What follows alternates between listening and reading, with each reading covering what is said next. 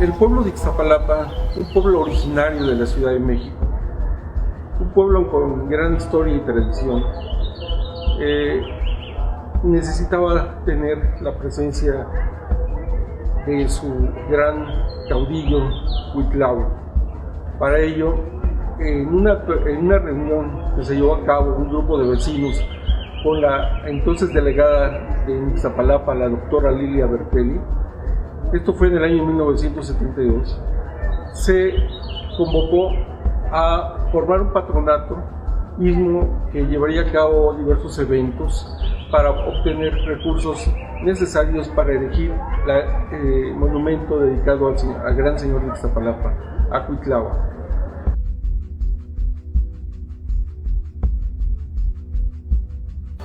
A principios del año 1976 se convocó a los mejores artistas del país para que presentaran un proyecto artístico y en costo del monumento dedicado al gran señor de Ixtapalapa, Cuitlahua. Siendo el ganador el maestro Hermilo Ramírez, quien por cierto fue originario del pueblo de Ixtapalapa, del barrio de la Asunción. El 29 de noviembre de 1976, con la presencia del entonces delegado Efraín Garza López, se llevó a cabo la develación de este monumento.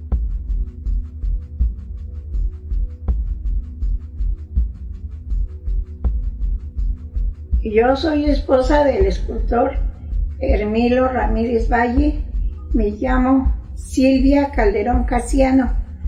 Él hizo la escultura en 3 meses. Él estudió en la Academia de San Carlos, ahí en el centro. Ahí, según me contó, que le trabajaba con su papá de arreglar edificios, arreglar banquetas, calles, de todo, era constructor. Y yo creo que su papá lo vio porque él le trabajaba mucho el yeso. Entonces mi esposo dice que también se ponía a trabajar el yeso, a hacer muñequitos, carritos, lo que se le antojaba. Lo hacía con los pedazos de yeso. Yo creo que su papá se dio cuenta que le gustaba y me dijo una vez llegó mi papá y me dijo: ya estás apuntado en la Academia de San Carlos, te me presentas tal día. Pues encantado. Y de ahí empezó su carrera. Fue como se le diría, trabajador, empleado de los escultores grandes, Asunzlo, Escobedo. Él les ayudó a trabajar sus esculturas. Peraza también estuvo ahí, mi esposo con él en su estudio. Hizo Agustín Lara, también para la calle, a Lázaro Cárdenas, a Primo Verdad, que está en Pino Suárez. Y un villano, la Diana, que está en el estado, Diana Cazadora.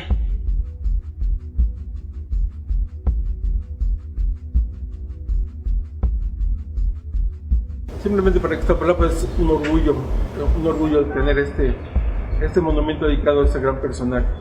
Es un personaje que es reconocido a través de nuestra historia. Los grandes escritores, los grandes cronistas de la época, Bernal del Castillo, el mismo Hernán Cortés o otros grandes cronistas, le dieron un lugar en la historia de nuestro pueblo, ¿no?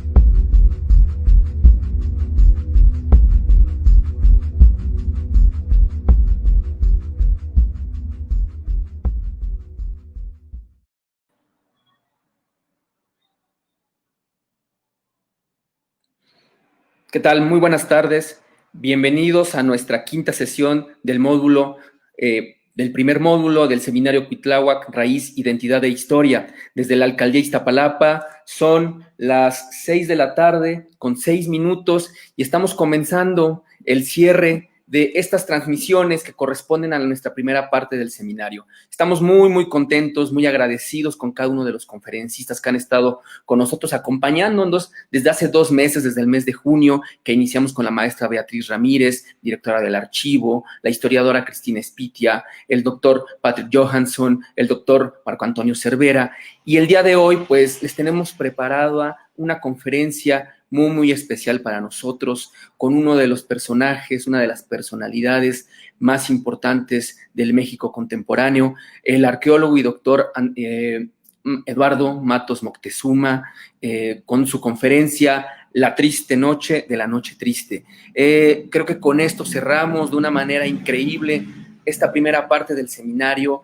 Estamos muy agradecidos porque hemos tenido el acompañamiento de ustedes a lo largo de estos meses desde diferentes partes de la alcaldía de Iztapalapa, de la Ciudad de México. No me canso de repetirlo, que ha sido extraordinaria la respuesta de ustedes, desde la ciudad de León, la ciudad de Monterrey, de Guanajuato, Aguascalientes, Querétaro, El Salvador, Los Ángeles, California. La lista es larga. Entonces, pues bueno, iniciamos esta quinta conferencia, como ya les mencioné, con el extraordinario historiador, arqueólogo, pensador Eduardo Matos Moctezuma, con su charla, con su conferencia, ya les mencioné, La triste noche de la noche triste.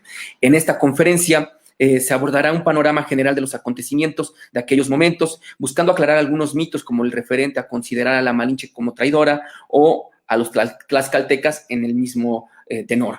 También en esta conferencia el doctor nos hablará de las estrategias de los españoles para sitiar Tenochtitlan y Tlatelolco y las causas que provocaron el levantamiento mexica en contra de los españoles y sus aliados indígenas. A su vez, abordaremos la figura de Cuitláhuac como organizador de la defensa de Tenochtitlan y la batalla de la Noche Triste, y finalmente la muerte de este Tlatoani por la viruela.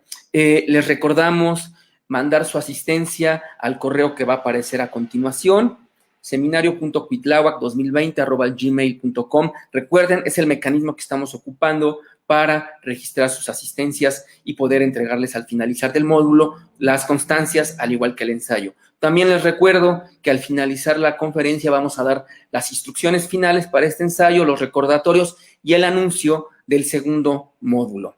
Pues bueno, doctor Eduardo Matos, doctor, bienvenido a Iztapalapa, bienvenido a este seminario. Muchas gracias. Es un placer realmente estar esta noche o esta tarde aquí con ustedes y también por cerrar este primer módulo. Como ya se dijo, voy a dar algunos antecedentes que considero muy importantes para ya luego entrar en materia. Entre estos antecedentes tenemos el momento en que llega Cortés a Cozumel y cómo allí van a recuperar a un personaje que va a jugar un papel determinante para la conquista, y es Jerónimo de Aguilar. Jerónimo, pues, se incorpora finalmente. Recordemos que él había naufragado unos 7 años atrás y estaba como esclavo de un grupo maya. Pero en ese lapso de tiempo había aprendido el maya, o una de las variantes del maya, y entonces cuando se incorpora va a empezar, de hecho, a servir a Cortés, traduciendo, ya que continúan su recorrido por la costa. Cuando llegan a Tabasco, ahí también Jerónimo va a jugar un papel interesante al ser intérprete entre Cortés y los locales. Allí se va a dar a cabo la batalla de Centla. La batalla de Centla es, diríamos que el primer enfrentamiento entre ambos grupos, ¿verdad? Y se van a sufrir bajas por ambos lados, pero principalmente por el lado indígena. Una vez lograda esta primer victoria, los caciques lugareños van a ver a Cortés y le obsequian 20 mujeres. Entre estas mujeres iba Malintzin, que luego la van a bautizar como Marina, ¿verdad? Y ella era una mujer muy preparada, muy culta, era hija de caciques y hablaba tanto la lengua náhuatl como el maya yucateco y el maya chontal. Entonces, cuando ella se incorpora ahora, junto con Jerónimo, van a dar un servicio impresionante, increíble digamos, al grupo conquistador. ¿Por qué razón? Pues porque el conocer estas lenguas les permitía de que recibieran cierta información, por ejemplo, cuando llegan a Cholula, de que va a haber un alzamiento contra los españoles. Aquí, como siempre ocurre, hay dudas si realmente Moctezuma había ordenado que hubiera un levantamiento contra los españoles, puesto que Cholula estaba bajo el control mexica de Tenochtitlan, o si en realidad Cortés toma la delantera y trata de hacer un escarmiento como advertencia de lo que va a ocurrir. El hecho es que se dice que una mujer lugareña va a avisarle a la Malinche, obviamente en náhuatl, de que se está aprestando grupos armados en Cholula para levantarse en contra de los españoles. La Malinche, claro, lo avisa así a Cortés, y entonces viene pues esta matanza. Sea como haya sido, el hecho es que la matanza se llevó a cabo, murieron muchas gentes de Cholula por este acto. Entonces me refiero, pues pongo un ejemplo para que se vea cómo el lenguaje es tan importante en este momento de la conquista. Ya luego vamos a ver otros casos. Y a lo que voy es a quitar esa idea de que la Malinche es traidora. Sabemos que en un momento dado le decimos malinchista al que prefiere lo extranjero a lo nacional. O que los tlaxcaltecas fueron traidores, o que los totonacas de la costa que apoyan a Cortés también son traidores. No hay tal. Se estaban defendiendo del yugo mexica, que era una imposición tremenda, sobre todo tributaria, a los pueblos conquistados. Y los totonacas habían sido conquistados. Entonces, de ahí que cuando llega Cortés ven una posibilidad de liberarse de Tenochtitlan. Entonces, pues, así sabemos que ya llegan después de Cholula, siguen avanzando, llegan precisamente a Iztapalapa, ¿verdad? Donde se sorprenden por los jardines, por los palacios, etcétera, que existían en la ciudad, ¿no? Y sabemos lo que va a seguir. El 8 de noviembre de 1519, las huestes españolas, ahora ya acompañadas por grupos indígenas, sobre todo tlaxcaltecas, que eran enemigos acérrimos de los mexicas porque temían precisamente que en algún momento los fueran a conquistar, pues acompañan a Cortés para llegar a Tenochtitlan. Finalmente lo hacen en esa fecha. Moctezuma los recibe, los aloja en el palacio que había sido de su padre, de Axayácatl, allí donde está el Monte de Piedad, a un costado del Zócalo, hoy Zócalo, y estando allí, esto es ya muy interesante porque vamos a empezar ya a entrar en materia. Estando allí,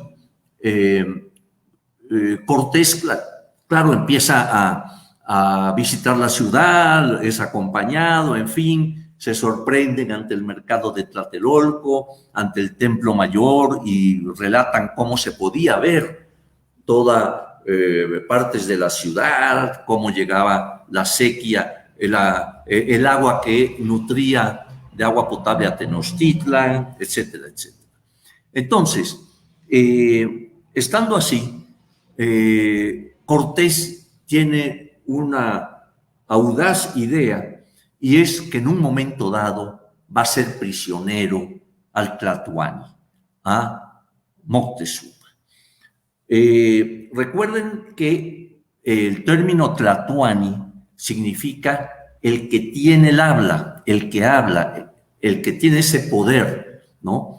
Entonces, el lenguaje, como ven, era muy importante, pero en este caso, recordemos que el Tlatoani, Moctezuma, revestía dos aspectos muy importantes.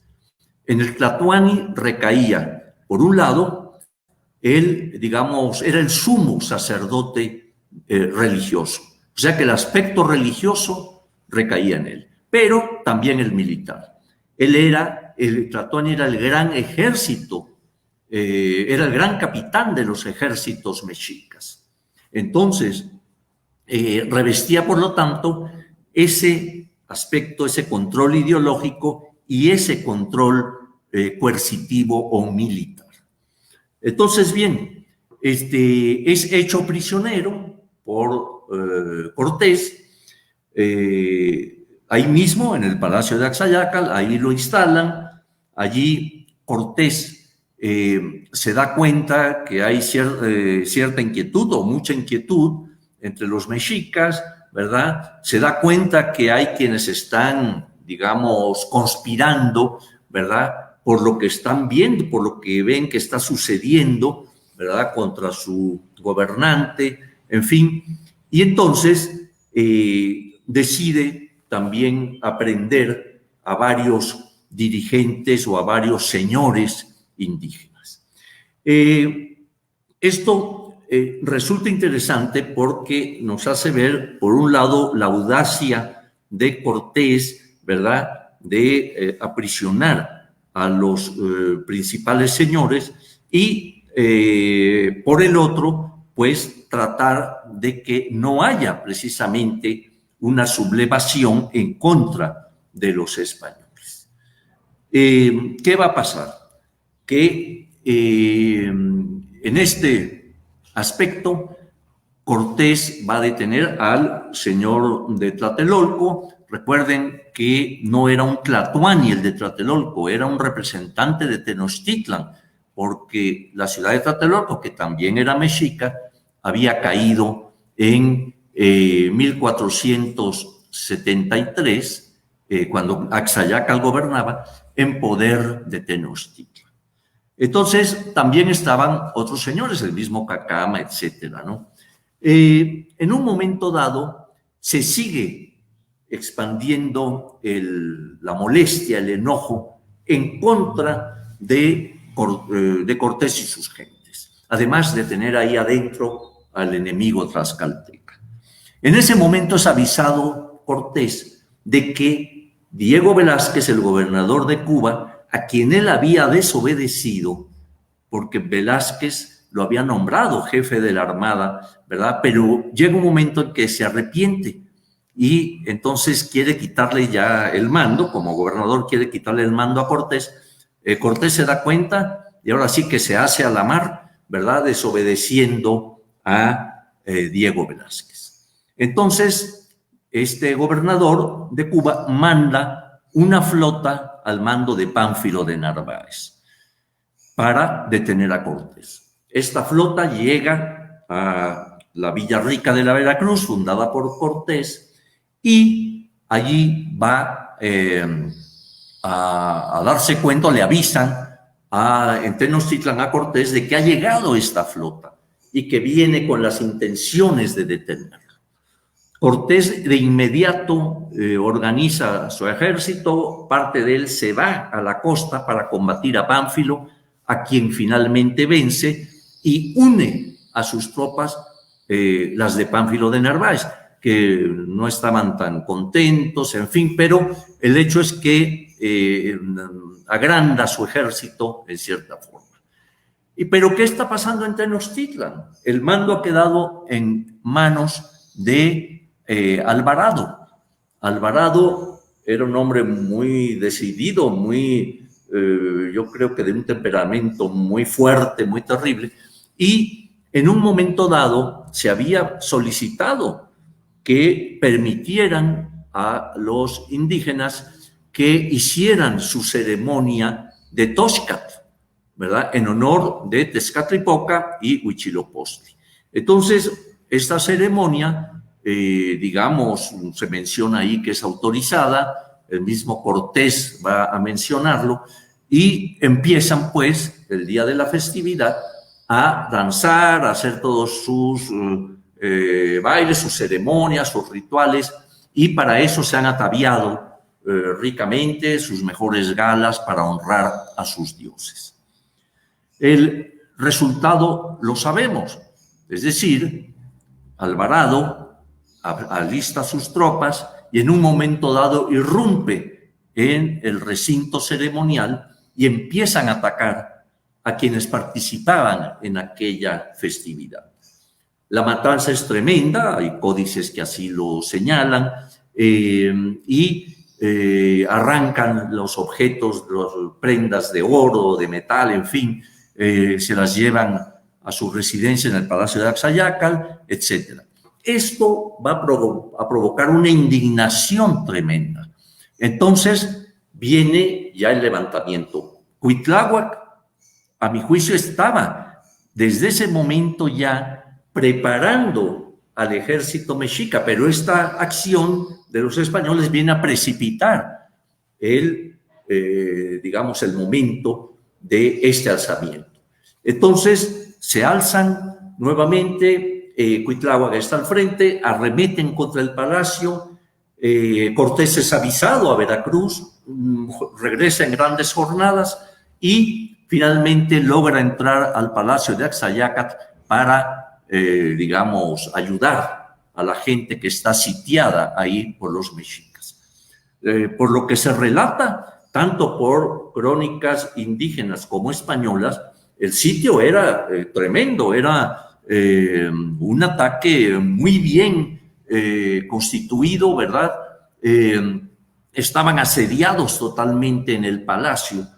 Y aquí viene otro hecho histórico que también permite discutirlo, que es el de la muerte de Moctezuma. En un momento dado, viendo el agobio en que están sus tropas, Cortés le pide al Tlatoani, ¿verdad?, al máximo gobernante, que se asome por la azotea del palacio y trate de calmar los ánimos de sus huestes, de las huestes mexicas.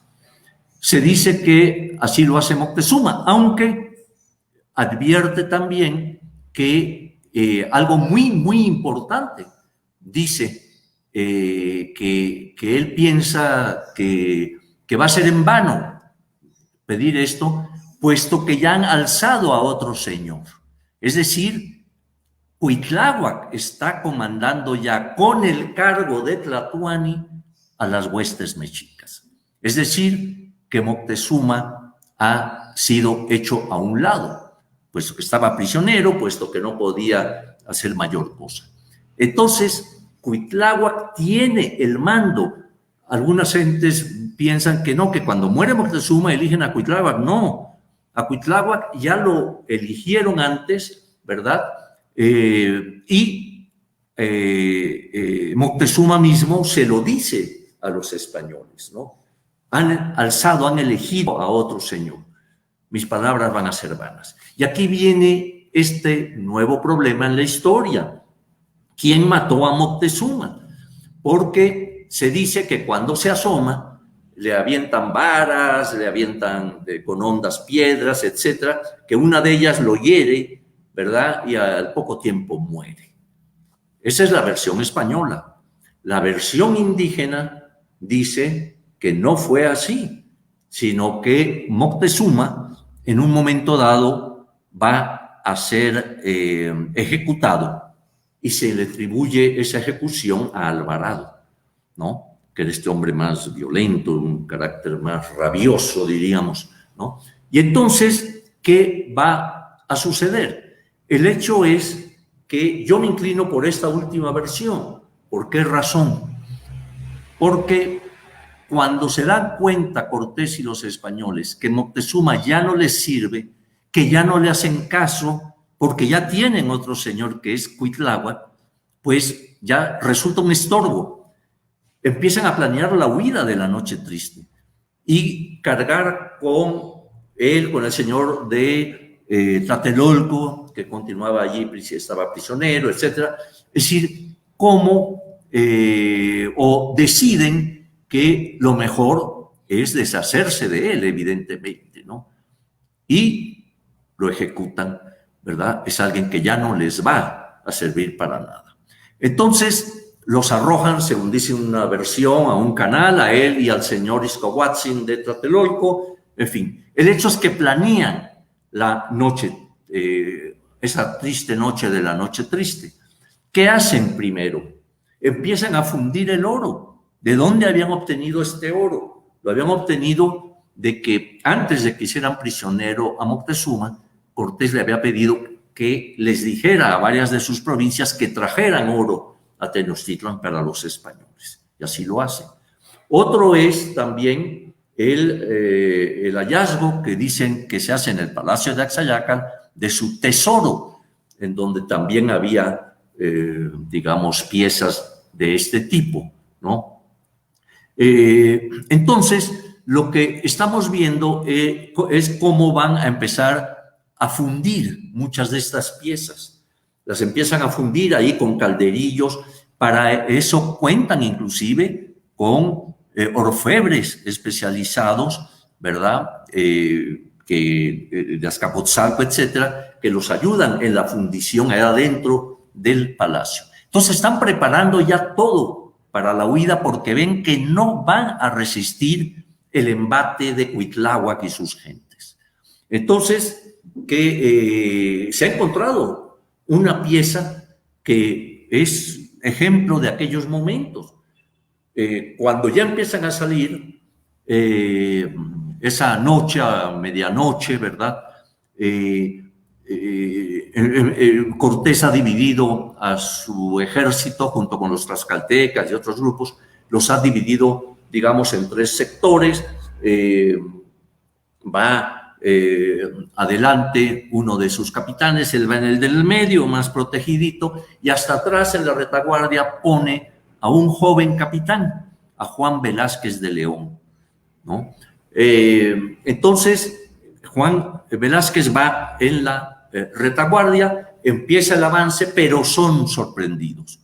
Son vistos por una señora, ¿verdad?, que da el grito de alerta, y entonces empieza aquello como un enjambre, ¿verdad?, el ataque en contra de las huestes españolas y los aliados indígenas. Esto se va a dar, como digo, con una violencia muy fuerte, como son las guerras, ¿no? No van a echarse flores, sino a vencer, ¿no?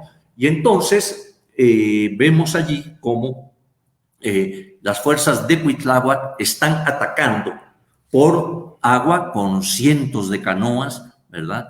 Y algo muy importante, el tramo de la calzada de Tacuba por el cual iban huyendo estaba hecho en varios tramos, es decir, un tramo estaba asentado al fondo del lago con piedra, con lodo, etcétera. O sea, era un área, vamos a decir, una parte firme. Luego tenían un puente, luego parte firme, otro puente, así era la calzada de Tacuba, y lo podemos observar en el plano de Cortés de 1524, cómo esa calzada muestra estos tramos, pero además lo están diciendo en las crónicas, ¿no? Cómo inclusive prepararon algunos puentes, ¿verdad?, con los tlaxcaltecas, con algunos de los que tenían ahí, ¿verdad?, se hicieron de madera para poder ponerlo en los tramos, porque sabían que esos tramos los iban a quitar. Eran tramos que podían ser quitados y por lo tanto quedaban aislados el cuerpo de ejército que estuviera en ese momento ahí. Entonces, empieza pues esta huida rumbo al poniente, hacia Tacuba, y sabemos lo que va a ocurrir. El ataque es tan fuerte, bien organizado, que en un momento dado las pérdidas españolas y de sus aliados indígenas van a ser fuertísimas, ¿no? Sabemos que se va a matar, por ejemplo, muere Juan Velázquez de León, uno de los capitanes, como yo decía, de Cortés, muy joven, por cierto, también indígenas tlaxcaltecas van a morir una buena cantidad, españoles, caballos, pierden oro, pierden armamento, en fin, toda una serie de aspectos, ¿no? Finalmente Cortés llega hasta por el rumbo de Popotla, ¿verdad? Y ahí también se ha creado una especie de mito.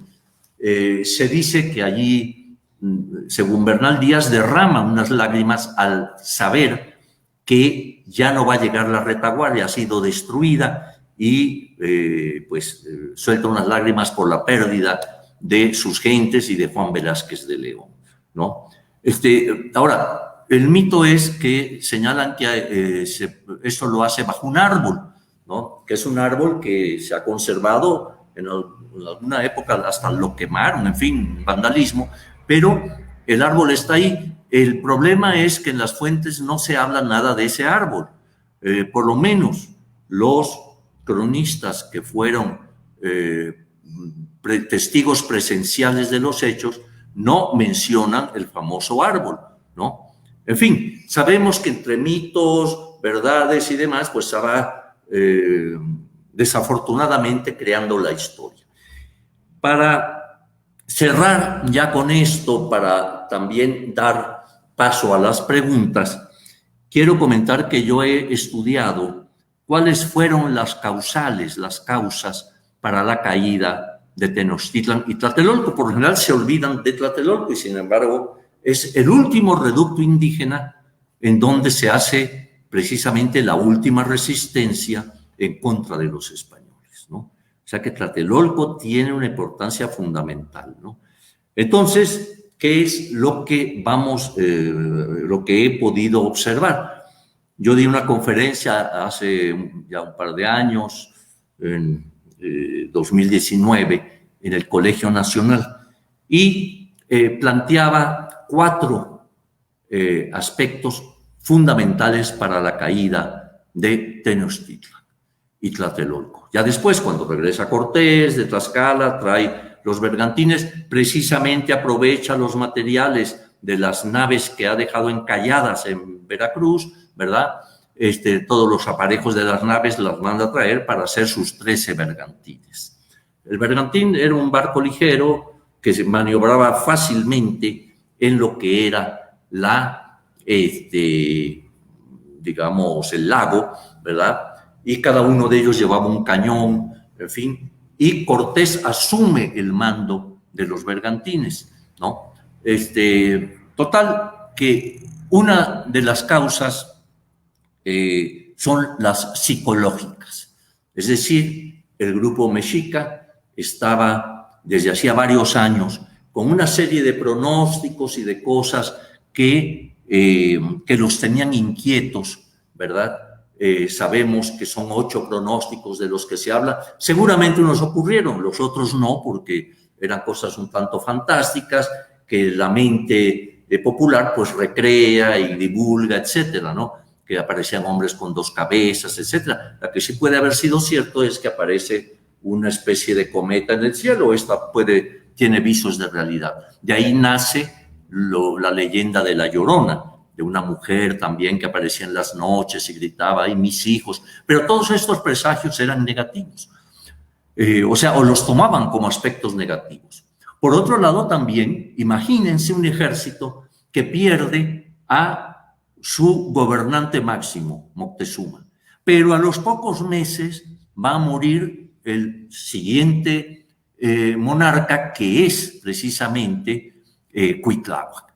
Por esta peste que trae, dicen que una persona que venía en los barcos de Narváez y que traía la viruela. El hecho es que se expande de una forma tal esta viruela que inclusive alcanza al Tlatoani. Entonces, imagínense ustedes un ejército que pierde a sus 2 generales seguidos, ¿no? Viene abajo entre sus soldados, pues obviamente que no están en una mejor disposición, aunque los combates que llevan a cabo ya adentro de Tenochtitlan, dirigidos por Cuauhtémoc, ya también son realmente épicos, y así se relata, ¿no?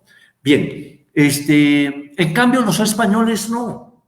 Psicológicamente estaban, diríamos, bien armados, porque traían ese espíritu aventurero de hacerse de oro, de gozar prebendas ante la colonia por medio de la conquista, ¿verdad? O sea, traían otra actitud, lo cual pues también va a pesar.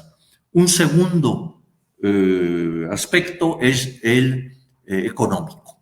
O sea, este tributo que los mexicas imponían a otros pueblos indígenas y que tenían que pagarle cada 80 días. Esto hace, como ya lo dijimos, que muchos de estos grupos, tratando de liberarse de ese tributo, apoyan a Cortés.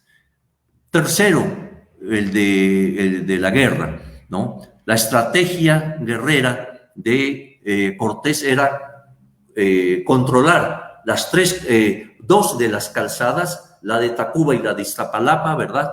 Ponerlas ahí al mando de sus capitanes, en fin, ¿verdad? Y cortar el agua potable que abastecía a Tenochtitlan. Entonces, imagínense ustedes este aspecto. Además, pues en la estrategia estaba controlar el lago. ¿Cómo? Por medio de los bergantines, ¿no? Entonces, las miles y miles de canoas indígenas, pues no eran suficientes para poder combatir contra barcos que además tenían cañones ahí arriba. Un elemento que yo considero fundamental también como elemento guerrero es el lenguaje, porque Marina y Jerónimo podían estar avisando, como ya lo comenté, ¿verdad? En el caso de Cholula, están constantemente avisando de digamos, de las estrategias indígenas y se las comunican a Cortés. Finalmente, el de salud. Ya hice referencia de él, con esta peste que pega de forma tremenda. De Tenochtitlan se pasa a Texcoco también y la mortalidad es enorme. Entonces, pues, ¿qué podemos resaltar de todo esto? Ya para concluir, que el gran triunfo mexica, casi diríamos que el único triunfo mexica, se le debió a un gran estratega que era precisamente Cuitláhuac, ¿no?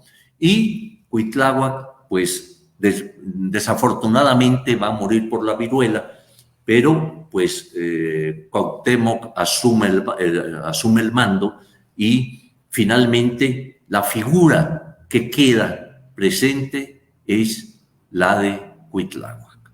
Muchas gracias.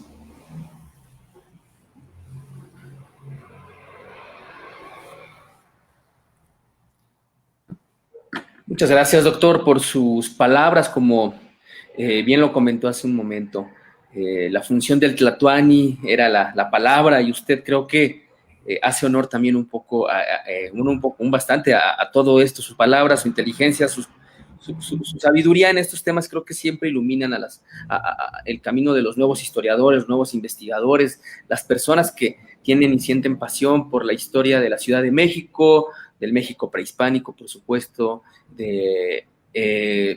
y de la identidad e historia de Iztapalapa. Me llama la atención que usted hace énfasis en estos 4 elementos o 4 características de la conquista: la psicológica, la económica, la militar, la salud y uno más, el lenguaje. Es algo interesante, en particular la parte psicológica. Creo que es una línea que debe de ser estudiada con mayor profundidad, doctor. También, por otro lado, quiero comentarles que la semblanza tan extensa del doctor creo que la mayoría de nosotros la conocemos, está dentro de la página de Facebook Cultura Iztapalapa. Ahí pueden consultar cada uno de sus libros, de sus artículos, más de 500 publicaciones. Sus proyectos son proyectos trascendentales para la historia de México. Vamos a iniciar, doctor, ¿qué le parece? Con la sesión de preguntas y respuestas. Adelante. Adelante. Hay una primera pregunta que nos está haciendo Julio. Julio comenta lo siguiente. Felicita su conferencia y pregunta cuál fue la causa que Xicoténcatl, por la que Xicoténcatl decidió dejar de luchar al lado de los españoles en el asedio de Tenochtitlan y que fuera motivo de su muerte. ¿Sabe algo al respecto, doctor? Sí, bueno, precisamente, fíjate que el otro día, hace como un par de meses, fui a dar una conferencia allí a Texcoco y pues tuve que mencionar cómo en un momento dado Texcoco, que era parte de la Triple Alianza, se recuerdan que la Triple Alianza era Tenochtitlan, Tacuba y Texcoco. Sin embargo, los de Texcoco apoyan a Cortés. O sea, a lo mejor habría ya alguna diferencia con Tenochtitlan, porque Tenochtitlan era el que llevaba la mayor parte del tributo que se recibía, ¿verdad? Principalmente lo recibía Tenochtitlan, después Texcoco en un segundo lugar y Tacuba en menor cantidad. Entonces, quizá puede haber habido ya algunas discordancias entre ellos. El hecho es que Texcoco, ahí sí, que me disculpen mis queridos texcocanos, pero ahí sí hay una traición, porque eran parte de una alianza que habían alcanzado después del triunfo sobre Azcapotzalco. Muy bien. Hay otra pregunta relacionada al tema sobre la huida de los españoles otra vez de Tenochtitlan. Comentan si es cierto que los españoles fabricaron unos carretones para salir de Tenochtitlan llamados ingenios. ¿Llamados qué? Ingenios, así como el público. Bueno, lo que sí hicieron fueron puentes, y se dice con toda claridad que hicieron puentes para poder atravesar todos estos tramos que en la calzada, pero también en Tenochtitlan, dentro de las acequias y demás, ¿verdad? Colocaron estos puentes de madera para poder aprestarse a la huida, ¿no? Que les ayudara a huir, ¿no? Entonces, sabemos que, por ejemplo, los caballos iban cargados de mucho del oro, mucho de armamento, en fin, cosas de este tipo, y muchos de ellos se pierden, pues, como decíamos, en las partes ya fangosas, cenagosas, acuosas que estaban ahí. Entonces, en pocas palabras, sí hay la construcción de elementos como estos que he comentado. Que comentaba. Sí, y esto nos lleva justo a otra pregunta que hacen sobre el monto estimado de la cantidad de oro que llevaban los españoles y que es uno de los motivos por los cuales se hunden y se quedan pues atrapados, ¿no? ¿Hay algún aproximado? Sabemos de diferentes elementos que se han encontrado últimamente para poder, pues bueno, acercarnos un poco a este tema, ¿no? A la cantidad del oro, qué tipo de oro, por supuesto, y todo. Bueno, es muy difícil calcular. Lo que sí sabemos es que hay una recopilación de oro que Moctezuma ordena a sus subordinados, ¿verdad?, a petición de Cortés antes de que lo apresaran. Entonces debe haber sido un cúmulo fuerte. Inclusive Cortés habla en algún momento que se ha perdido el quinto real. Claro, el del rey ya se perdió, pero quizá el de él no. Pero bueno, el hecho es que es difícil poder hacer un cálculo de cuánto, ¿no? A veces se menciona alguna cantidad, se dice, bueno, eran más de X número de materiales, de objetos, etcétera, pero saber con exactitud esto es difícil. Es difícil, claro, y que requiere de diferentes técnicas, ¿no? Acercarse a estas cantidades requeriría de un trabajo multidisciplinario, interdisciplinario, como en los distintos proyectos que usted ha coordinado, ¿no, doctor? Sí, sí, sí. Otra pregunta o comentario es que, bueno, aquí agradecen que pueda hablar usted, que haya hablado un poco de la caída también de Tlatelolco y haber hecho esta diferencia entre el tlatoani o el representante de Tlatelolco y el tlatoani mexica.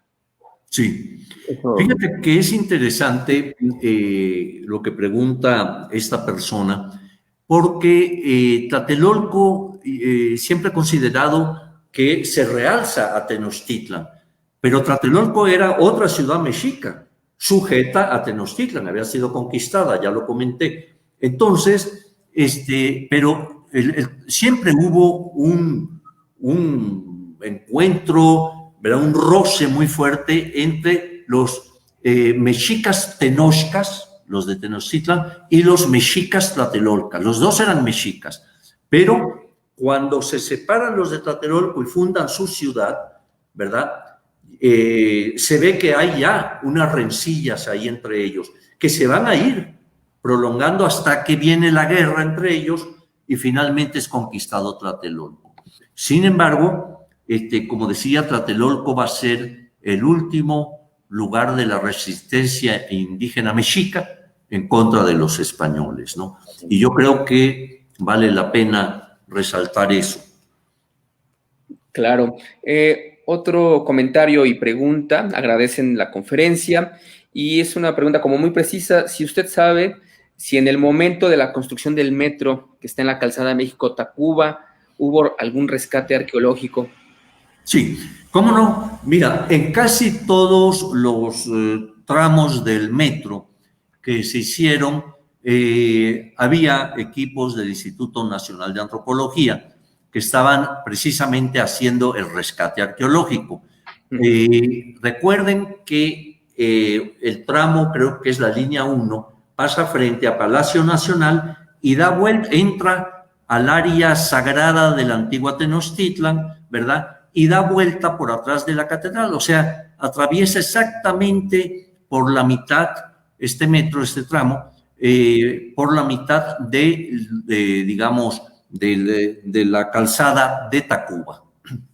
Entonces, en todo esto se van haciendo rescates en aquel momento y a lo largo de ese tramo. Se encontraron muchos materiales, desde luego, pues se rescataron, alguna tesis salió por ahí de todo eso, pero ya cuando empezamos el trabajo del Templo Mayor, que fue motivado por otras causas, vimos y pudimos ya encontrar. Fíjate que, por ejemplo, hay un dato curioso.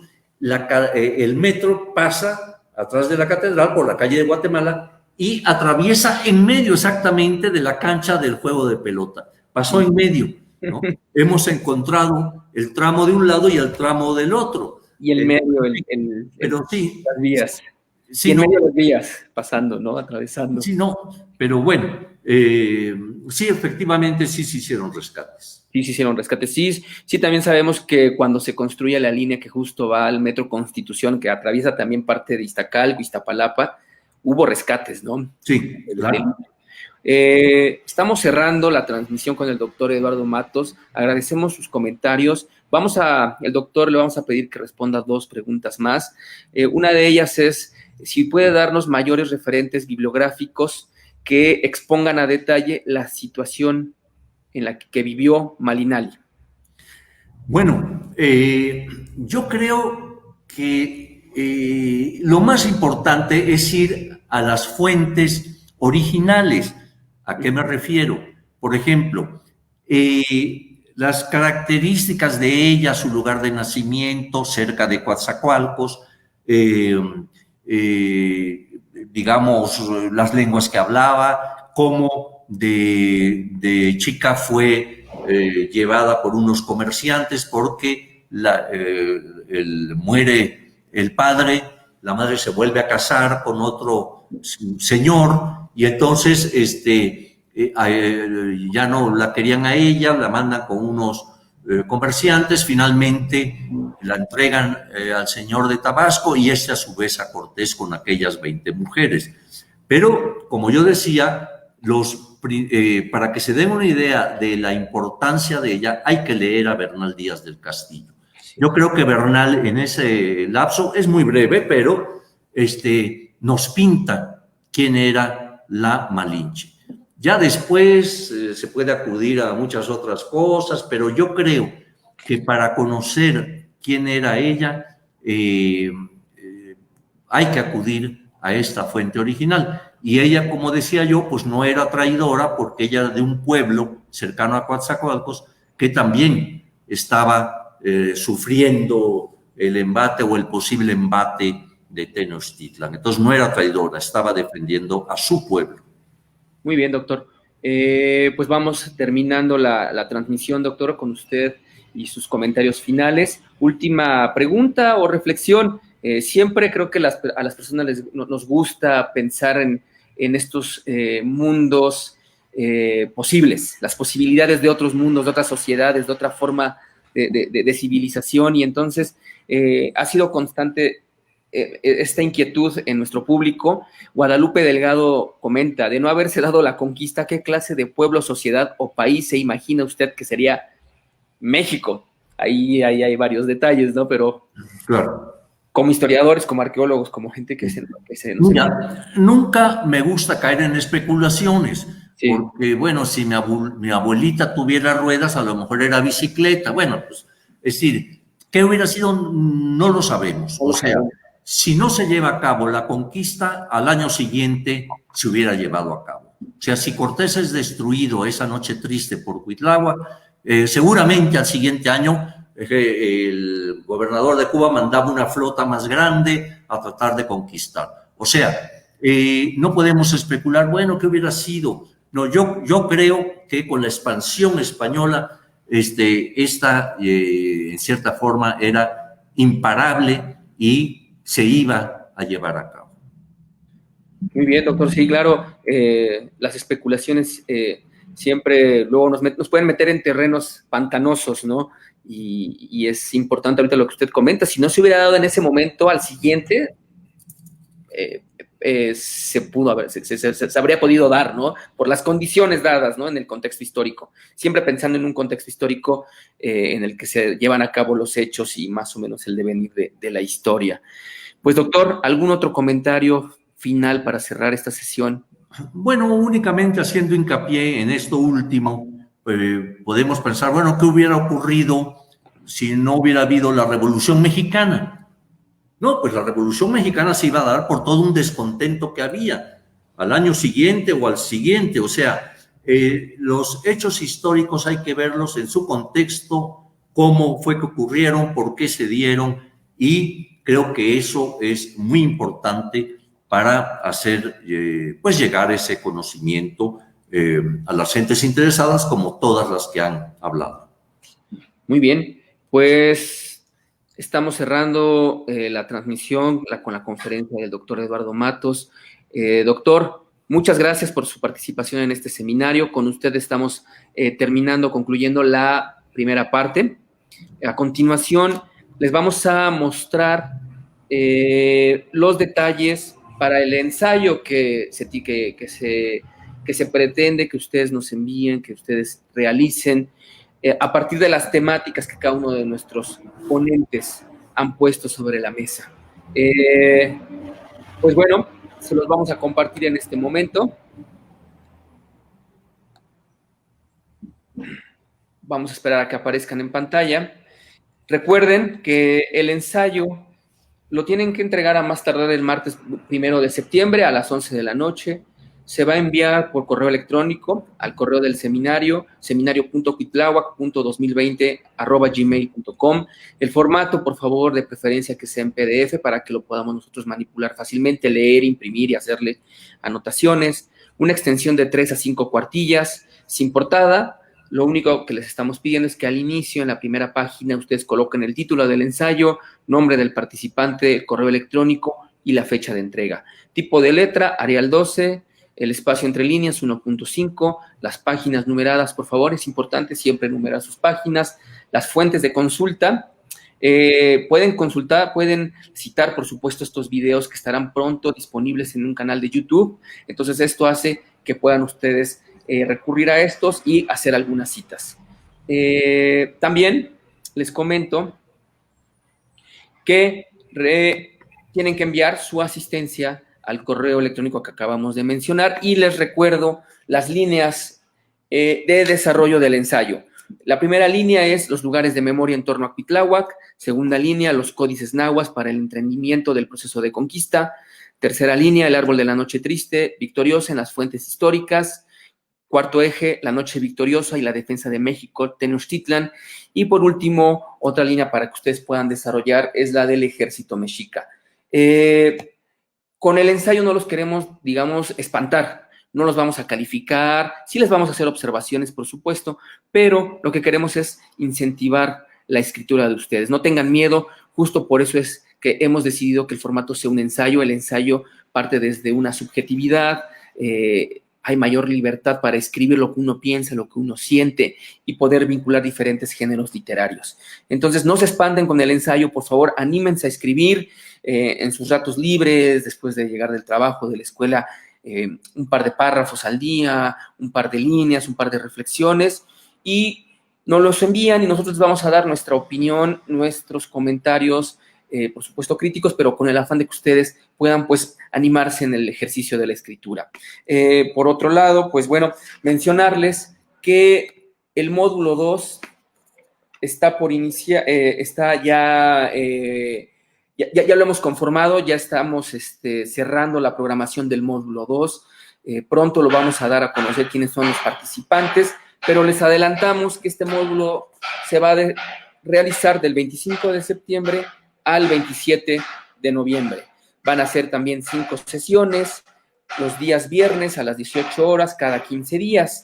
Pero previo al módulo 2 vamos a tener una sesión intermedia en la que justo vamos a dar algunos comentarios. La maestra Beatriz va a estar con ustedes comentando sus impresiones, sus anotaciones en torno a las 5 conferencias que han presenciado y vamos a dar algunos tips, alguna asesoría para que ustedes realicen sus ensayos. Si tienen alguna duda, alguna pregunta, si necesitan fuentes, bibliografía, en esta sesión que va a ser el viernes 21 de agosto, ustedes lo van a poder emitir estos comentarios, estas preguntas. Entonces, los invitamos a la siguiente sesión, es el viernes 21 de agosto, no habrá conferencista, lo que sí es que estaremos con ustedes comentando las temáticas del módulo 1 y dando asesoría para sus ensayos. Bueno, a nombre de toda la Dirección Ejecutiva de Cultura de la Alcaldía Iztapalapa, les damos las gracias, a nombre de la maestra Beatriz Ramírez, responsable del archivo histórico también, Alberto Ayala en los controles, que ha estado en la parte de la transmisión, Sandra Lair Trejo, nuestra intérprete de lengua de señas mexicana, y de la licenciada María Antonieta Pérez Orozco. Muchas gracias, buenas noches y que tengan bonito fin de semana. Nos vemos el viernes 21 de agosto y estén atentos a la programación en el Facebook de Cultura Iztapalapa para el módulo 2. Hasta luego.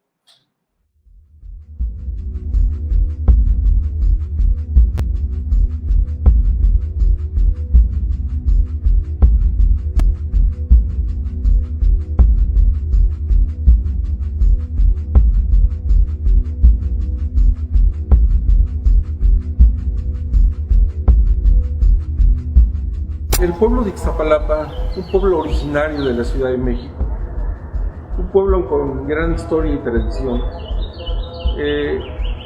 necesitaba tener la presencia de su gran caudillo Cuitláhuac. Para ello, en una reunión que se llevó a cabo un grupo de vecinos con la entonces delegada de Iztapalapa, la doctora Lilia Bertelli, esto fue en el año 1972, se convocó a formar un patronato mismo que llevaría a cabo diversos eventos para obtener recursos necesarios para erigir el monumento dedicado al gran señor de Iztapalapa, a Cuitláhuac.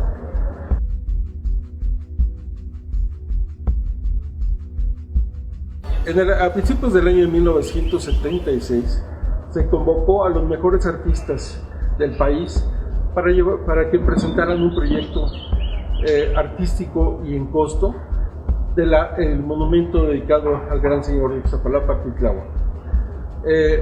Siendo el ganador el maestro Hermilo Ramírez, quien, por cierto, fue originario del pueblo de Ixtapalapa, del barrio de la Asunción.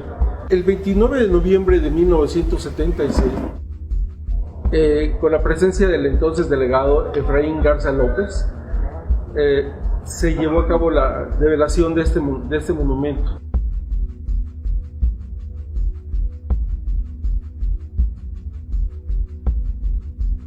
Yo soy esposa del escultor Hermilo Ramírez Valle, me llamo Silvia Calderón Casiano.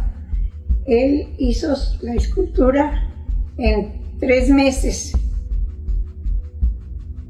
Él estudió en la Academia de San Carlos, ahí en el centro. Ahí, según me contó, que le trabajaba con su papá de arreglar edificios, arreglar banquetas, calles, de todo, era constructor. Y yo creo que su papá lo vio porque él le trabajaba mucho el yeso. Entonces mi esposo dice que también se ponía a trabajar el yeso, hacer muñequitos, carritos, lo que se le antojaba. Lo hacía con los pedazos de yeso. Yo creo que su papá se dio cuenta que le gustaba y me dijo una vez llegó mi papá y me dijo: ya estás apuntado en la Academia de San Carlos, te me presentas tal día. Y pues encantado. Y de ahí empezó su carrera. Fue como se le diría, trabajador, empleado de los escultores grandes, Asunzlo, Escobedo. Él les ayudó a trabajar sus esculturas. Peraza también estuvo ahí, mi esposo con él en su estudio. Hizo a Agustín Lara, también para la calle, a Lázaro Cárdenas, a Primo Verdad, que está en Pino Suárez. Y un villano, la Diana, que está en el estado, Diana Cazadora.